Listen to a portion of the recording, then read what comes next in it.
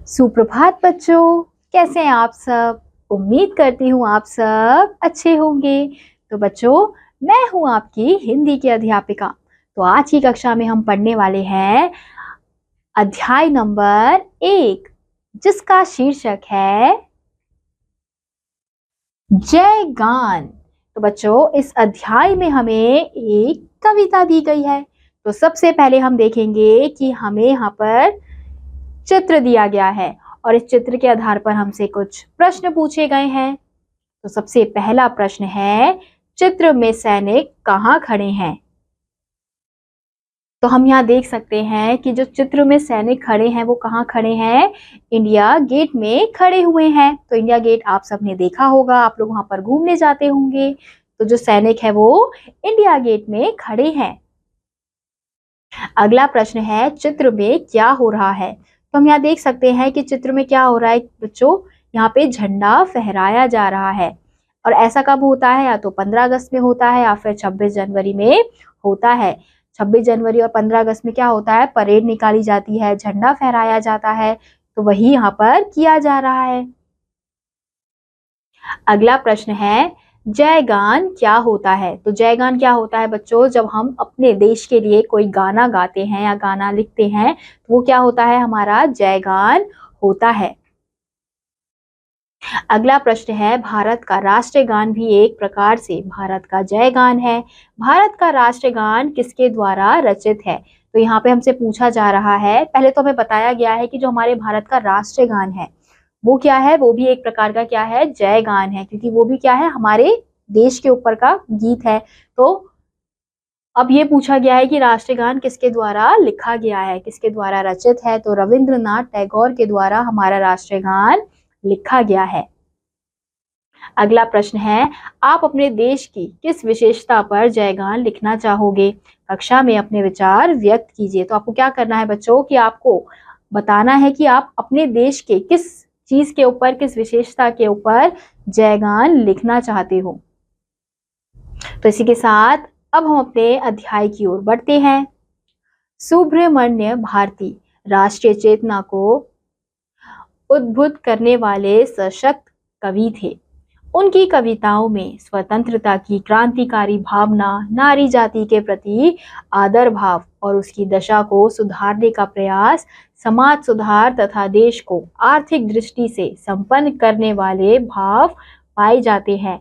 मूल रूप से तमिल भाषा में लिखी गई इस कविता में भी कुछ ऐसे ही भावों को उजागर किया गया है। तो यहाँ पे हम देख सकते हैं ये जो कविता है बच्चों, वो किसने लिखी है, सुब्रमण्यम भारती ने लिखी है। तो वो हमेशा किस प्रकार की कविता लिखते हैं, राष्ट्रीय चेतना के ऊपर हमेशा अपनी कविताएं लिखते हैं। तो ये कविता भी उसी आधार पर लिखी गई है।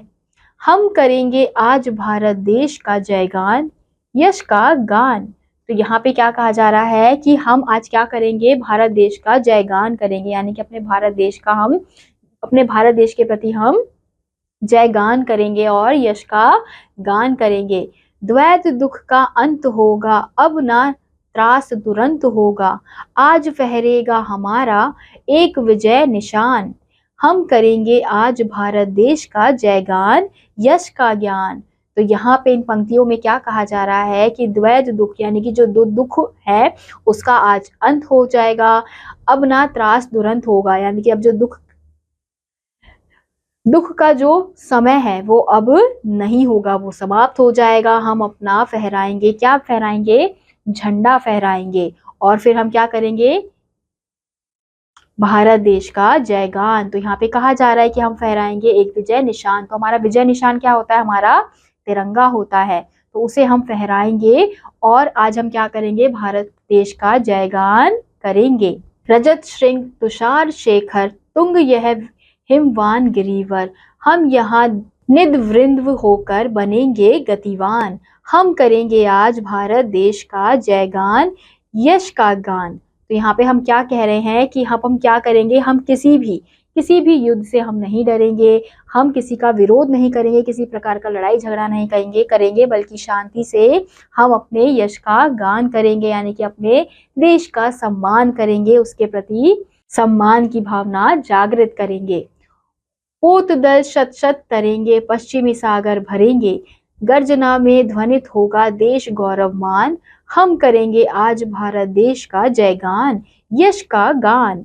तो यहाँ पे क्या कहा जा रहा है कि पोत दल शत शत तरेंगे, यानी कि जो नौकाओं के जो दल है वो शत शत तैरेंगे, पानी में तैरेंगे, हम पश्चिम सागर से भरेंगे, यानी कि हम पश्चिम सागर में भी जाएंगे, और गर्जनों में ध्वनित होगा देश गौरव मान, यानी कि हम सागरों में भी क्या करेंगे, एक देश से दूसरे देश जाएंगे और सागर में भी क्या फैलाएंगे, गर्जना की ध्वनि फैलाएंगे, और एक देश से दूसरे देश जाएंगे और अपने भारत का जयगान करेंगे। बने विद्या भवन शोभन, देव मंदिर से सुपावन, हम करेंगे देश भारत ज्ञान वृद्ध महान, हम करेंगे आज भारत देश का जयगान, यश का गान। तो यहाँ पे क्या कहा जा रहा है कि बने विद्या भवन शोभन, शोभन यानी कि जो विद्या के भवन है वो हमारे देव मंदिर से भी बहुत ज्यादा पवित्र है, सुपावन है, और हम करेंगे देश भारत ज्ञान वृद्ध महान, क्योंकि वहां पर क्या होता है कि हम वहां पर जाके विद्या लेते हैं, शिक्षा लेते हैं, तो इसलिए कहा जा रहा है कि जो हमारी विद्या का भवन है, यानी कि जो हमारा विद्यालय है वो किसी मंदिर, देवता के मंदिर से भी ज्यादा पवित्र होता है, क्योंकि वहीं पर जाके हमें अच्छी अच्छी बातें सीखने को मिलती है, हम अपने ज्ञान का भंडार बढ़ाते हैं, हमारे अंदर ज्ञान की वृद्धि होती है, और हम करेंगे आज भारत देश का जयगान, यश का गान। तो बच्चों, इस कविता के माध्यम से कवि हमें क्या बताने का प्रयास कर रहे हैं कि हमें अपने देश पर गर्व होना चाहिए, हम जो भी चीजें अपने देश के लिए करते हैं उस पर हमें गर्व होना चाहिए, और हम जिस देश में रहते हैं हमें उसका सम्मान करते रहना चाहिए, और उसके यश का सम्मान करते रहना चाहिए, और उसके गौरव को बढ़ाने के लिए हम जो कुछ भी कर सकते हैं हमें करना चाहिए। तो इसी के साथ आज का यह अध्याय यहीं समाप्त होता है। उम्मीद करती हूँ आपको यह अध्याय समझ आया होगा। मैं आपसे मिलूंगी अगली कक्षा में, तब तक के लिए आप सभी बच्चे पढ़ते रहिए और खुश रहिए। बाय।